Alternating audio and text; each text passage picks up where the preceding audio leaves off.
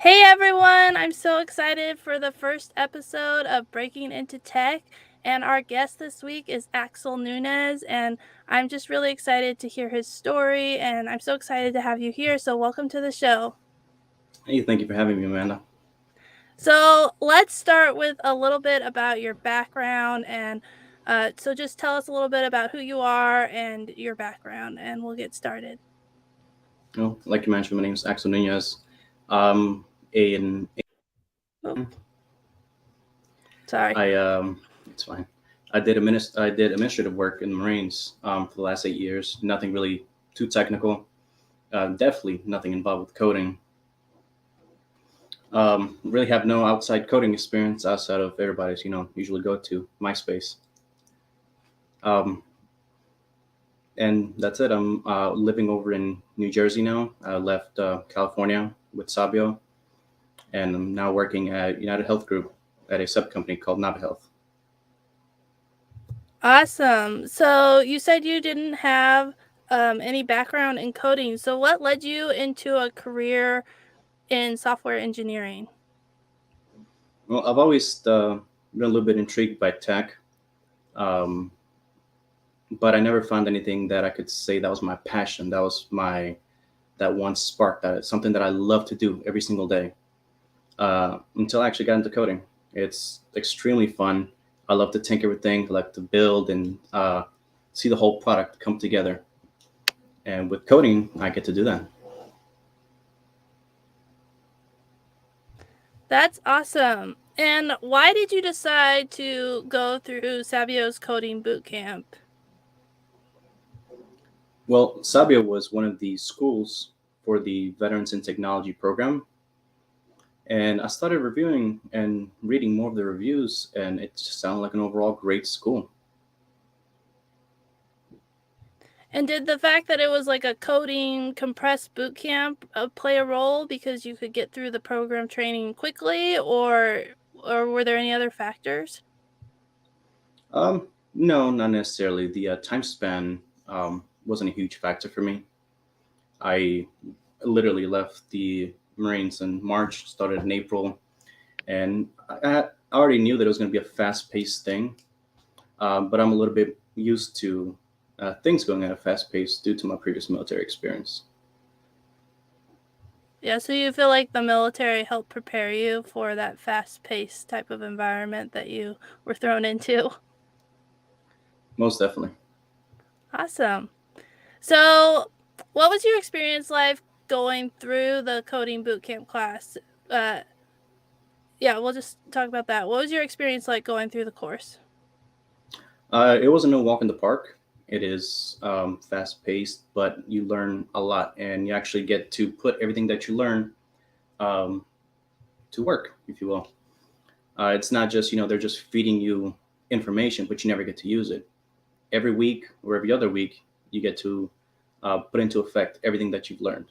I met an absolute amazing staff, a whole slew of great students in my cohort and others. I've made a lot of friends that I still talk to every day. It was great. Um, everything that I've learned, yeah, pretty much everything that I've learned in Sabio, I use in my day to day now. That's awesome. So, what would you say your biggest takeaway from going through the training was? My biggest takeaway would be, you have to pay attention to every single aspect of it. You can't just, try to um, just slide by, just look through the content and just hope for the best. You actually have to absorb it, do your own research, ask the questions. If you have any questions, ask them because that's what the instructors are there for. They're there to help you. I love that. That's a great takeaway to ask questions and to utilize the resources that you have in front of you, the people teaching you the course. So, once you graduated, it was time to find a job. Did you face any challenges, or what was that experience like going from graduation to your new role? I'm not gonna lie, it was tough. The mass amount of rejections in today's market was, it took a little bit of a toll on the morale. Um, But like they say, it only takes that one yes to change your entire mood. I probably went over 2,000 rejections. Um, and one of them, I was like right there, about to get it. And actually, somebody else from Sabio took the position. It was actually kind of funny. Uh, and then I came across United Health Group. I went through my interview.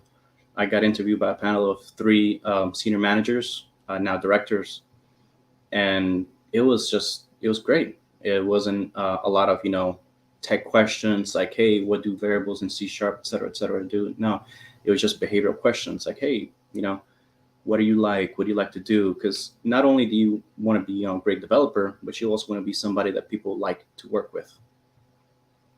Yeah. And I'm seeing a bunch of comments of people talking about community and how proud they are of you and how great it is to see you succeeding. So it's awesome to see that your Sabio family is still supporting you and encouraging you, um, even after graduation. So that's really awesome to see. And one of the things that you talked about was it wasn't like a fairy tale where you graduated and then you got a job. There was a lot of hard work and a lot of no's. So, what pushed you to keep going? I mean, sometimes you can go through this, like, you went through this training that's a boot camp, so it's intense, and then you're hoping to get a job at the other end. What kept you going when you were struggling to find a job and to get the right place to be? My motivation was my family. I love them. I hold them dear. I have to provide for them. I got to make sure they're taken care of. They have everything that they need: food, shelter. Um, I want to put the bread on the table, and I couldn't just stop where I was when I already finished the program. I've come so far. I couldn't just drop the ball and let them down or put everything that Sabio taught me to waste. That's awesome. So you relied on your family as your motivation. That sounds like that's your why. And then you use all the hard work that you had done to push you through to get that job. So let's talk a little bit about what you're doing today and just share where you're at and what you're doing. Right now, I am in essentially my home office. Um, I got computer equipment shipped out to me. Right now, on my lunch break, I've been working on a tool in a new language, PowerShell. It's really cool. PowerShell's not normally used to build out tools with a user interface, but um, now it is, and it's a tool that I'm presenting to the directors on Friday because it actually does a lot of neat things that were needed. And then I believe after them, this month, if not next month, I'm going to present it to the company because it's going to be a company-wide tool. And I'm just going to be maintaining uh, the code for it. That sounds like a really great opportunity and really cool. So do you have the flexibility to work from home? Are you 100% remote? Are you half and half? How does that work? Oh no, I'm completely remote. That's awesome. I wake up, have my little breakfast, stroll right into my little office, work. As soon as I'm done with work, whether it be my task or the cutoff of the day, and hey, I just lock my computer, walk away, continue on with my life. And was having a remote position something that was really important to you, or is it just that's how it worked out? It was really important to me. During my time in the military, I worked a lot of 14, 16, sometimes even 18-hour days, and I lost a lot of time with my family. My son, I blinked and he was growing up. Sometimes I would come home from work and it was an hour commute and I'd be tired and I would knock out on the couch and then, he would try to come wake me up to play with them or whatever. And, I'm tired. I wouldn't wake up. And I do wake up later and he's already been put to bed, sleep. I didn't get to tell him good night. Um, so now I have a daughter and I don't want the same thing to repeat. I don't want to miss her childhood. My son was like in daycare most of the day while I'm working, and it's a great thing that I'm remote. I get to spend time with him. I get to see my kids grow. I get to spend time with my wife. I don't have to drop a lot of money on daycares. And remote was a big factor for my job search. And are most of the jobs that are in the coding industry or in the software engineering industry remote, or is it a good mix? I would say a vast majority are remote, um, and then the other half are probably hybrid. Okay. There's very few that require you to be in office all the time. So that's another boon of this industry. Yeah, that sounds like a great advantage for someone who's looking for something that has the flexibility so that they can be at home and, like you said, not miss out on their being with their kids because they don't have to worry about the commute and they have that flexibility of having a home office and just being able to work that around their lives. So that sounds really great. So, is there anything else from your time going through the boot camp or afterwards that we didn't touch on that you wanted to talk about? Um, Not necessarily. It's just when you're going through Sabio, really ask every single question that you can, because the videos may not teach everything that you're asking, and if it's not answered, by an instructor directly, do your own due diligence. Look it up. Go to Google. You have all these resources out there. Yeah, Google, Stack Overflow, GitHub. You can even look at their own program's documentation. Everything is out there. You just have to take the initiative and seek the information. There, it's very hard to fail if you are continuously with a hunger for knowledge.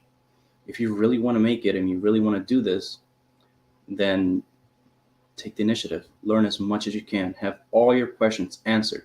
The Sabio staff or your own research. There shouldn't be a big reason why you would not complete the program or not become a software engineer. Such great advice. I hope if you're listening and you're considering doing the program with Sabio that you're going to take that advice to heart because it's so important. And we have a question from the audience, which is, what are you doing now to help alumni? Well, every chance that I get or every day that it's posted, because I'm usually checking almost every day, I post job postings in the channel and I tell everybody, hey, if you want to apply to a job at UHG, let me know. I'll refer you. It'll bump you ahead of everybody. I'll even write a great review on you. I'll help you with your resume, make it sound better, make you more competitive. And I try to post jobs daily. I've had over 150 referrals I've already put in for alumni and people going through the end of the program right now. I have another question. Why is it so important for you to give back to Sabio's team and to the next generation of graduates? Like, you have such a, I guess, devotion and connection to them. So what is driving you to do that? What about Sabio makes you want to give back? I mean, first and foremost, why not? Why not be, a good person? Um, it's always a good thing to have that helping hand. And it's sometimes all people need. Sometimes it's just somebody to reach out, give them a hand, a pat on the back, help them out with the resume, and it can make the entire difference, not just in their day, but probably in their career. Sabio, did a lot for me. They taught me all the skills that I know now and got me in my career. Why wouldn't I want to give back and help out other Sabio fellows and alumni? I want this for everybody. I want everybody to succeed. Yeah, and you had such a hard time finding a job. It makes sense that you would want to help make that transition out of the graduate program to finding a job. So it's awesome to hear how you're giving back and helping the future graduates of Sabio and how Sabio helped you with the training. And now you're doing something that you really enjoy and you're just I just love seeing all the comments and all the support and just how this community has wrapped around you and is cheering you on. So it's really great to talk to you, and I'm so glad we got to do this interview. Do you have any last parting shots before we end the call? And if anyone has questions, you can throw those out too. Oh, we got a question. Are you ready for the question? Always. All right. So, how important would you say com- networking is compared to just applying to a job? So how important is it to network for a job compared to just applying? If you just apply, is that going to get you as far as networking? Networking will take you further, especially if you get a referral from somebody inside in the industry from the company. it will show to the recruiters like, hey, here's another software developer that already does this, that's vouching for him, that can say that he has or she has the good skills. Uh, if Honestly, networking is the biggest thing. If you are applying for a company outside of UHG, if you're a veteran, try to look for veterans in that company, software developers, and you have that common link. You've both been through the military, you've been through similar experiences. Chat to them, get to know them, um, and I don't think that they would mind putting in a referral for you. Yeah, Um, networking. Oh, sorry. Go ahead. I cut you off. go for Go it. ahead. Yeah, networking is so important, and especially when applying for jobs, because if you just apply, it can get lost in the sea of the unknown. But if you have someone vouching for you, it moves your application up to the front and can really change everything. So I agree. Here's the thing that maybe people don't know or don't understand about referrals. When you apply to a regular job, your job goes to an abyss, an inbox, the whole, along with everybody else. If you get a referral, it puts you directly into the recruiter's inbox, and sometimes even the hiring manager, along with your resume and your entire application. Like, it boosts you to the front of the line, and that's why you should always seek that referral. It gives you an edge up on the competition. Yeah, I think we just had a whole talk about why networking is so important, because it really has such an impact. I was talking to someone at a conference I just went to, and she found out what my husband was doing and said, "Oh, your husband should come and work for my company, but don't just apply. Send it to me, and then I can do that." And so it goes right in line with what you're saying. Don't just apply, even if you have the skills. If you can get someone, especially within the veteran community, that can support you and be that advocate for you, it really makes a difference.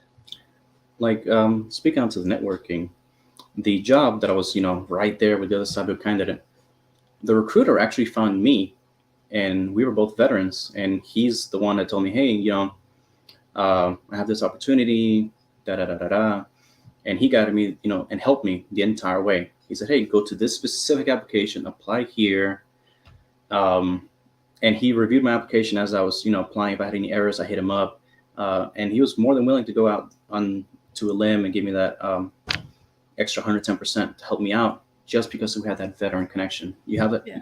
as long as you have something mutual with someone, um, that you can have a talking point or anything to network with, it'll go a long way. That's so true. That's so true. Yes, I'm a Air Force veteran, so I totally understand the veteran police and how important it is. So thank you so much for your time. Thank you everyone for watching and for all the questions and comments and support. It's been really fun to do this interview, and I'm really excited to keep interviewing people at Sabio and graduates and getting to share their stories. So tune in next week for the next episode, and thank you so much. Thank you. Bye, everybody.